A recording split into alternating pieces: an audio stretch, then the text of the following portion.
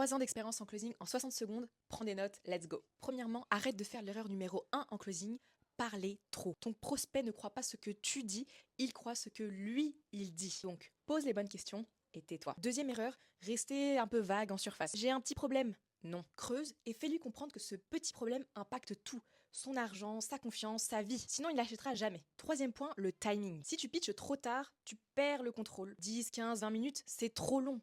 Un pitch court, 3, 5 minutes, grand maximum. C'est clair et direct, droit au but et on dit l'essentiel seulement. Quatrième point, et ça pique un peu, chaque objection que tu as, c'est que c'est une erreur que tu as effectuée au début, c'est-à-dire tout le long de ton appel finalement. Si la personne te dit « je dois réfléchir », c'est que t'as pas assez creusé. « Je dois demander à mon mari », t'as pas assez anticipé. Tout se joue dans tes questions. Et cinquième point, arrête de combattre les objections. Comprends-les et ton but, c'est de créer de la certitude, pas de gagner un débat. Et j'ai un sixième point finalement, le closing, c'est un transfert d'énergie. C'est une conversation, c'est un échange. Ton prospect échange de l'argent contre une conviction, celle que tu peux l'aider. Donc arrête de vouloir closer, cherche avant tout à aider. Et c'est là que tout changera, tu closeras. Donc si tu veux apprendre à closer comme un top 1%, gagner ta liberté géographique, ta liberté financière et ta liberté de timing, commente-moi iconique et je te montre comment on arrive à ce niveau.